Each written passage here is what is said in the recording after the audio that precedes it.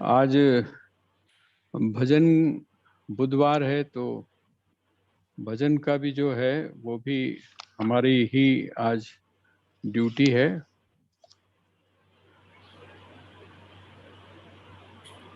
तो मैं एक छोटा सा भजन आपको सुना रहा हूँ।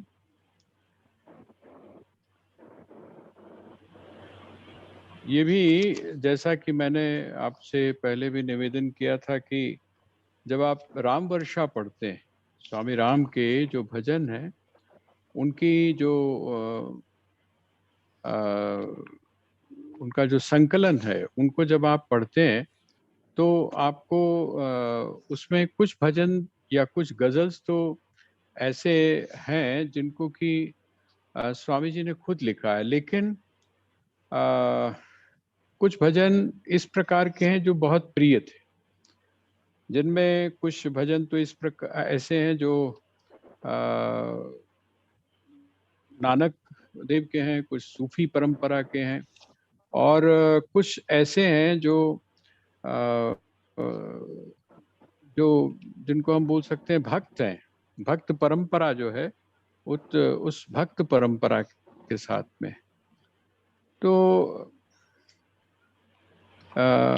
एक भजन जो आज मैंने आपके लिए यहाँ पर रखने के लिए छोड़ा है वो है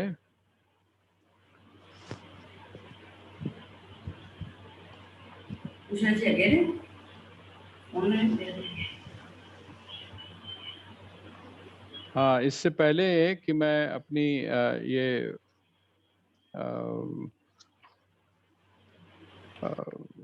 भजन आपको सुनाऊं, मैं सबसे पहले हमारे बीच में जो बहन है उषा बुद्धि राजा जी, आज उनका जन्मदिन है।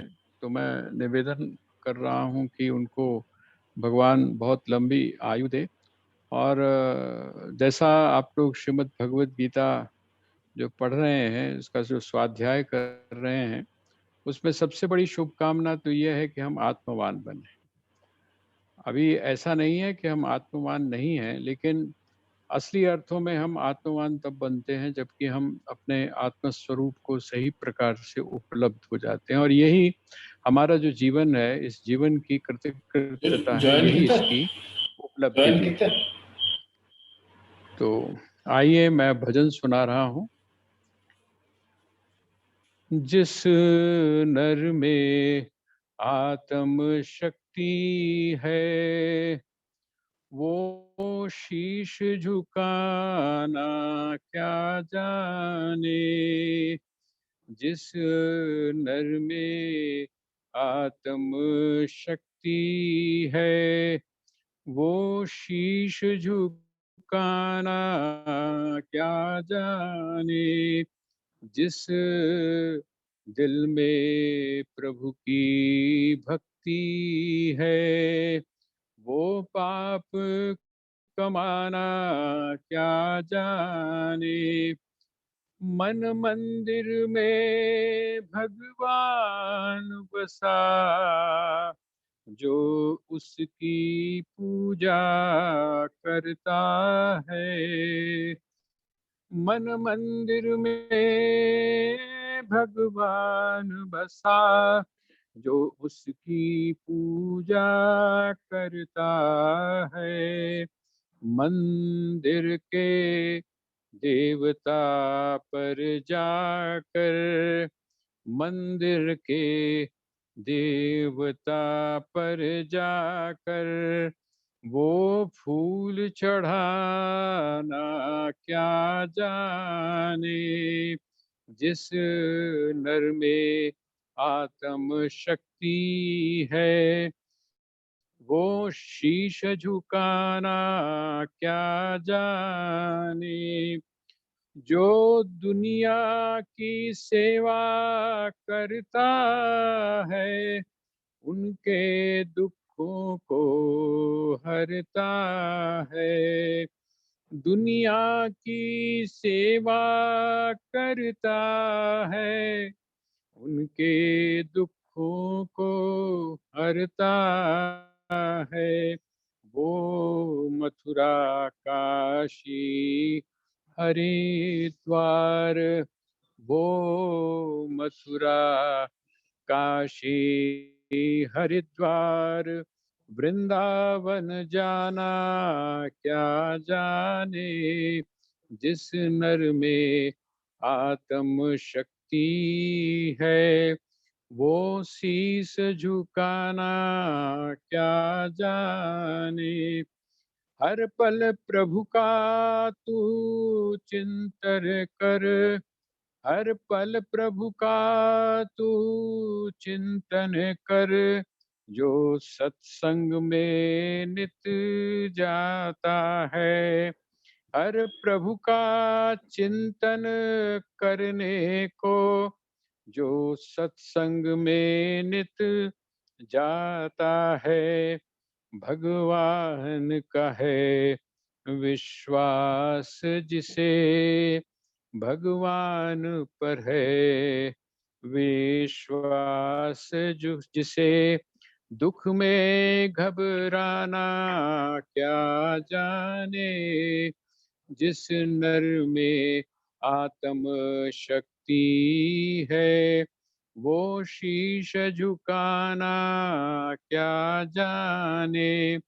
जो खेला है तलवारों से और अग्नि के अंगारों से, जो खेला है तलवारों से और अग्नि के अंगारों से, वह जान हथेली पर रख कर, वह जान हथेली पर रख कर पीछे हट जाना, क्या जाने वह जान हथेली पर रख पर पीछे हट जाना, क्या जाने जिस नर में आत्म शक्ति है, वो शीश झुकाना, क्या जाने जिस नर में आत्म शक्ति है। ये जो भजन है इसमें आपको कुछ ऐसा लगेगा जैसे कि हम मूर्ति पूजा का, ये मंदिर जाने का खंडन कर रहे हैं, लेकिन ऐसी बात नहीं है। ये एक बड़ी विलक्षण सी स्थिति है। जैसा मैं आप लोगों से निवेदन करता रहा हूँ कि जो साधक है उस साधक के लिए महापुरुष एक ही निर्देश करते हैं, और वो ये है कि बाहर से, बाहरी जो उसकी वृत्ति है वो धीरे से भीतर की तरफ जाए, अंतर्मुखी बने। और जब वो अंतर्मुखी बनता है, ऐसी स्थिति में ही पहुंचकर वो उस स्थिति को भी प्राप्त करता है जिसके बारे में स्वामी राम ने बड़ा एक बड़ी विलक्षण सी बात कही है।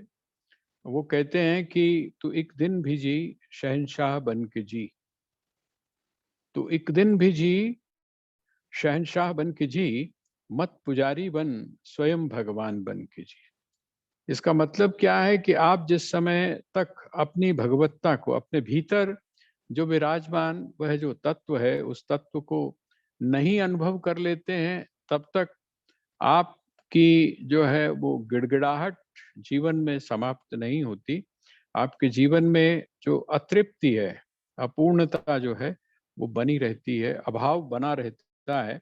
और भगवान भी यही चाहते हैं कि हम अपने जीवन से अभाव को, हम अपने जीवन से अशांति को, हम अपने जीवन से दुख को, विषाद को, इन सब को निकाल कर बाहर फेंकें। यही साधना हम लोग इस समय स्वाध्याय के माध्यम से कर रहे हैं।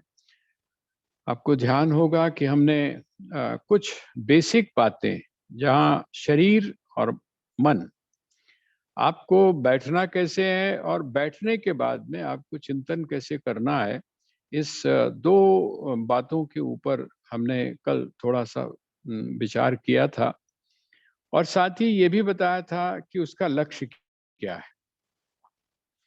बाकी के लोग जो उपासना करते हैं या जब बैठते हैं, आसन के ऊपर बैठते हैं, तो वो किसी ना किसी कामना को लेकर बैठते हैं। लेकिन भगवान यहाँ पर जिसके बारे में बता रहे हैं, जिस साधक के बारे में बता रहे हैं, वो साधक इन सब कर्मों को कर क्यों रहा है? उसको आसन पर बैठने की आवश्यकता क्या है, या उसको ये जो एक विशेष प्रक्रिया है ध्यान की, इसको लगाने की आवश्यकता क्या है? भगवान उसी बात को स्पष्ट कर रहे हैं श्लोक नंबर 12 में, अध्याय नंबर 6 और श्लोक नंबर 12। इस श्लोक नंबर 12 का जो अब सबसे अंतिम चरण है, उसको आप देखिए, बड़ा लक्ष्य बड़ा स्पष्ट होना चाहिए। देखिए, जो व्यक्ति सकाम रूप से उपासना कर रहा है या सकाम रूप से इस प्रकार की प्रक्रिया को, देखिए जब आप किसी भी कामना को लेकर भी काम करते हैं तब भी आपके लिए आसन आवश्यक है। जब किसी कामना को लेकर आप करते हैं तब भी आपको बैठक एक विशेष प्रकार की चाहिए। आप ध्यान करिए ध्रुव के बारे में। वो जो ध्रुव थे, उन ध्रुव ने क्या किया, वो ध्रुव को नारद जी ने उपदेश दिया, ओम नमो भगवते वासुदेवाय, और उसका उन्होंने जप प्रारंभ किया। छोटी सी उम्र है, 5 वर्ष की उम्र है, और बैठक उनकी इतनी जबरदस्त हो गई कि वो जिस स्थिति में चले गए, आंतरिक स्थिति में चले गए, उनको किसी भी प्रकार की कोई होश नहीं रही। और लेकिन वो सब कुछ जो था वो किसके लिए था? वो जो माँ ने प्रेरणा दी, वो माँ ने जो प्रेरणा दी, इसका मतलब कहीं ना कहीं उनके मन में कोई कामना थी। यही बात है कि जिस समय भगवान सामने आए, उन्होंने वर मांगने को कहा और कहा कि भाई मैं तुम्हारी कामना पूर्ण कर सकता हूँ, तो कहते हैं मेरे मन में किसी प्रकार की कामना नहीं है। तब का फल तो यह है कि उनको अपने भीतर की कामना दिखा, भीतर कामना नहीं रह गई, लेकिन वास्तविकता यह है सूक्ष्म रूप में उनमें कामना है। वो कामना पूर्ण हो जाएगी जिस समय आप बिल्कुल यही प्रक्रिया अपनाएंगे।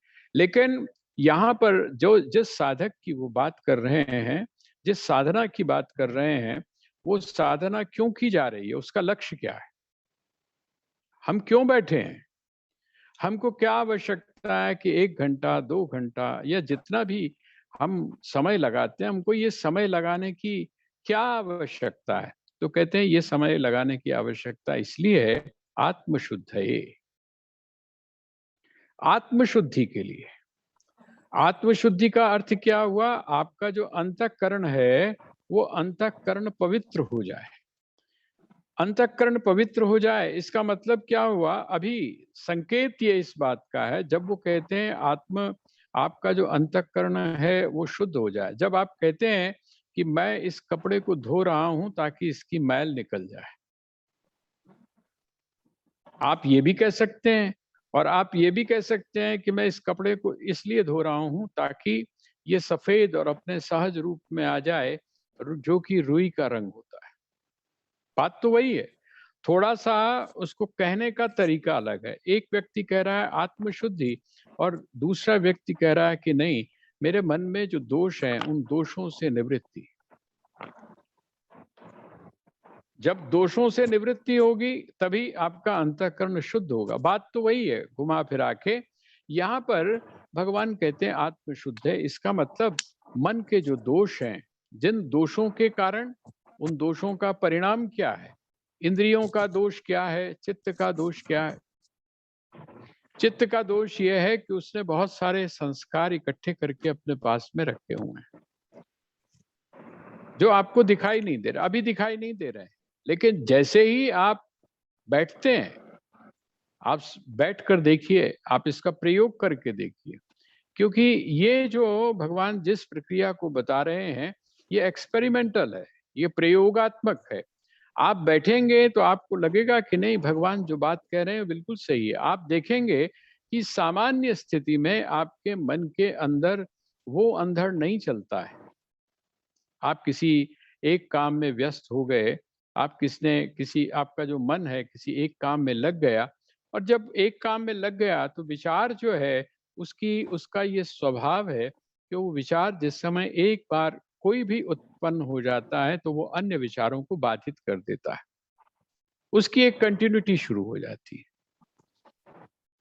लेकिन जैसे ही आप आंखें बंद करके बैठते हैं, आप महसूस करेंगे कि आपके भीतर बहुत सारी चीजें, उसने मुझे ये कहा था, उसने मेरे साथ ऐसा किया, उसने मुझे परेशान किया, मतलब बहुत सी जो चीजें हैं जो सुप्त पड़ी हुई हैं, सोई हुई हैं, वो भी उठकर खड़ी हो जाती हैं। अभी तो आप ऐसा समझ लीजिए जैसे कि आपने पेन किलर लिया हुआ है। जब आप पेन किलर ले लेते हैं तो क्या होता है, आपकी जो बीमारी है वो खत्म नहीं हो जाती। पेन किलर लेने का मतलब ये होता है कि वो जो एक पार्ट है जहां पर आपको दर्द हो रही थी, उस वाली जगह को सुन्न कर दिया गया।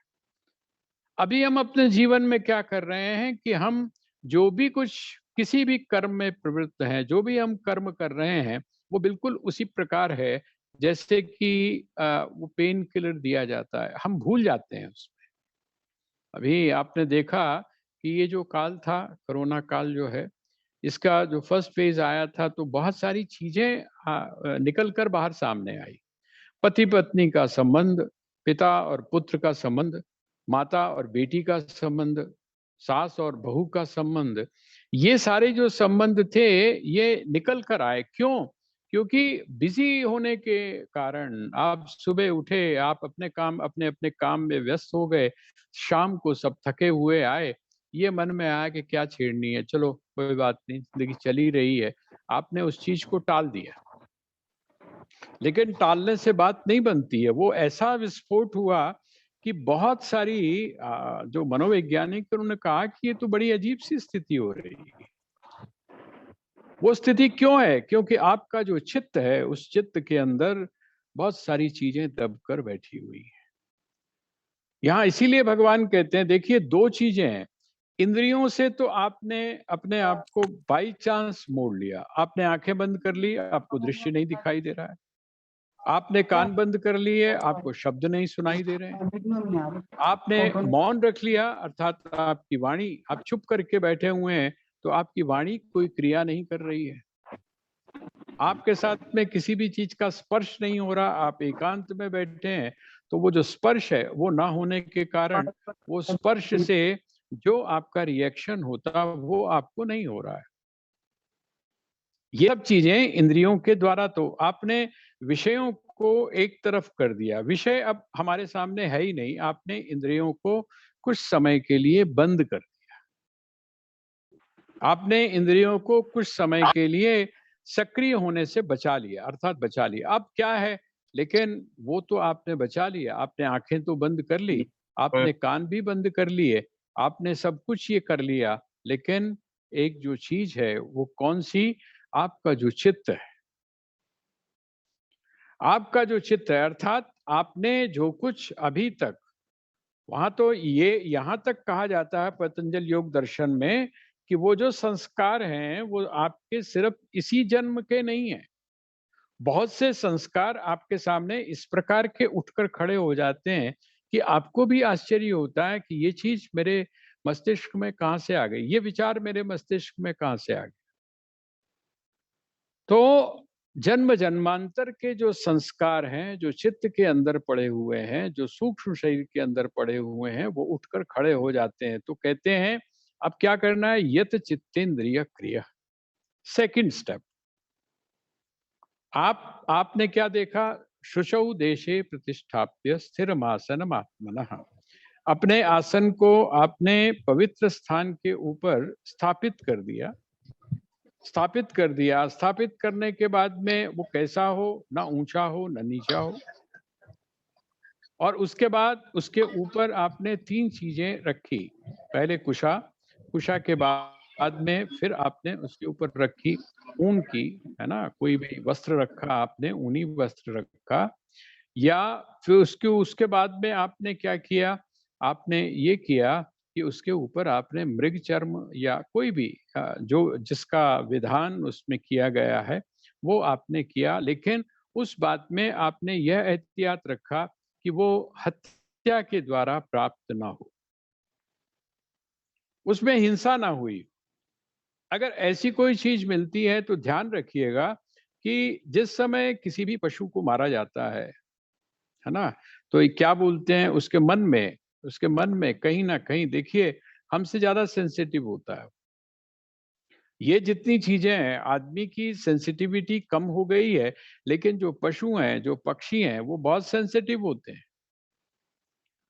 और वो उनकी जो संवेदना है वो महसूस कर लेते हैं। ये बात अलग है कि उनकी वह जो संवेदना है वो कम समय तक रहती है। मैं एक बार मुझे जामा मस्जिद जाने का किसी कार्य से जाना पड़ा मुझे। तो जामा मस्जिद के पास में आप सभी जानते हैं, एक ज़माने में कातिब हुआ करते, उसको कातिब बोलते थे। वो उर्दू उर्दू जो है जब लिथो प्रेस होती थी, ये वाली प्रेस नहीं थी, जब आपके पास में टाइपिंग का ऐसा वो नहीं था, तो जो लिथो थी उस लिथो के ऊपर हाथ से लिखते थे। वो पीले रंग का एक कागज होता था, उसके ऊपर हाथ से लिखते थे जो लिखने वाले थे, लेखक जो थे। तो वो वहाँ पर थे हिंदी के जो कातिब थे लिथो का जहाँ पर काम होता था। तो मैं वहाँ पर बैठा था और मैं क्या देखता हूँ, स्वामी अमर मुनि जी महाराज ने उसकी बहुत चर्चा की थी, लेकिन वो जैसा होता है ना, सुना-सुनाया और देखने में अंतर होता है। उनका बैकग्राउंड जो था, परिवार का जो बैकग्राउंड था, उनकी माताजी हमारे मेरे पास में यहाँ पर रही आश्रम में, वो बताती थी कि बड़ा सेंसिटिव है ये। और स्वामी जी खुद कहते थे, स्वामी अमर मुनि जी, कहते हैं कि देखिए कुतर्क होता है ना हर चीज़ का, तो कहते हैं जिस समय मैं पढ़ने जाता था, मैं पढ़ने जाया करता था, तो वहाँ पर जो भी पढ़ाते थे, वो कहते थे कि जितने भी प्राणी हैं, उनका उद्देश्य क्या है? मनुष्य को भोग की सामग्री देना है। इसका मतलब जो भोग करने वाला है वो कौन है? हैं? सबका स्वाद लेने वाला कौन है? मनुष्य है। और मनुष्य बड़ा अच्छा करता है जिस समय वो किसी पशु की बलि करता है या किसी पक्षी को मारता है, तो कहते हैं बड़ा अच्छा करता है। कहते हैं क्यों अच्छा करता है? कहते हैं कि जिस समय वो जिसको मारता है वो किसी श्रेष्ठ काम के लिए होता है, परोपकार के लिए होता है, तो उसको जो ऊँची जो पदवी है, अगला जो उसका जन्म होता है, वो ऊपर की तरफ होता है। तो स्वामी जी कहते हैं कि मैं बच्चा था, मैं गया था, लेकिन जो होती है ना रीज़निंग, वो रीज़निंग पावर उनमें शुरू से थी। तो उन्होंने कहा कि "भाई जी एक गल दस्सो, आदमी तो उत्ते भी कोई है योनी? आदमी तो उत्ते दी भी कोई योनी है?" ਕਹਿੰਦੇ ਨੇ "ਹਾਂ, ਆਦਮੀ ਤੋਂ ਉੱਤੇ ਹੁੰਦਾ ਦੇਵਤਾ।" ਕਹਿੰਦੇ ਨੇ "ਫਿਰ ਇਸ ਤਰ੍ਹਾਂ ਕਰੋ, ਕਿਰਪਾਨ ਮੈਨੂੰ ਦਿਓ, ਮੈਂ ਤੁਹਾਡਾ ਸਿਰ ਵੱਢਣਾ ਵਾਂ ਤੇ ਤੁਸੀਂ ਜਲਦੀ ਮਰ ਜਾਓਗੇ ਤੇ ਕਿੱਥੇ ਪਹੁੰਚ ਜਾਓਗੇ? ਕੀ ਬਣ जाओगे? ਤੁਸੀਂ बन जाओगे देवता। अब जैसे ही ये सुना तो कहते हैं कि वो जो पढ़ा रहे थे उन्होंने मेरे मारे 2 थप्पड़। कहते हैं वो 2 थप्पड़ खाने थे और उसके बाद में मैं स्कूल नहीं गया। उनकी माताजी बताती थी कि अगर कहीं पर ऐसी कोई चीज़ वो देख लेते थे, इतना सेंसिटिव थे कि 3-3 दिन तक उनसे खाना नहीं खाया जाता था। मेरा कहने का तात्पर्य क्या है कि ये जो स्थिति है हमारी, हमारी जो संवेदना है, और पशु तो बड़ी अच्छी तरह से जानता है। पहले तो लोग बोलते थे कि ये जो प्लांट्स होते हैं इनके अंदर सेंसेशन नहीं होती, लेकिन जैसे-जैसे विज्ञान जो है उस तरफ बढ़ता जा रहा है, वो इस बात को महसूस करता है कि वो परमात्मा जब सारी जगह है, तो उसका जो ज्ञान स्वरूप है, वो भी सारी जगह है। इसका मतलब आप किसी को ऐसा नहीं कह सकते कि उसमें सेंसेशन या उसमें चेतना नहीं है। सभी में चेतना है। और जब सभी में चेतना है तो इसका अर्थ क्या हुआ?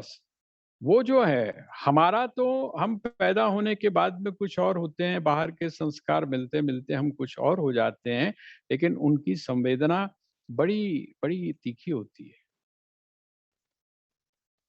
और उनको पता चल जाता है इस बात का कि मुझे मारा जा रहा है। और आप ये बताइए कि मृत्यु से कौन नहीं बचना चाहता? मृत्यु से कौन नहीं बचना चाहता? जिसको जिजीविषा बोलते हैं, जीने की इच्छा होती है, वो प्रत्येक में है। यहाँ तक कि वो जो एक नाली का जो कीड़ा है, उस नाली के कीड़े के अंदर भी वो है, जिजीविषा है, जीने की इच्छा। आप ज़रा उसको छेड़ कर देखिए, वो कैसे भागता है अपने प्राण बचाने को। तो कहते हैं इसी तरह से जिस समय आपके भीतर वो जो केमिकल है, आपके जो थॉट्स हैं, उस वृक्षशाला के ऊपर या किसी के ऊपर पड़ते हैं, तो वो आपको पॉजिटिविटी नहीं देते।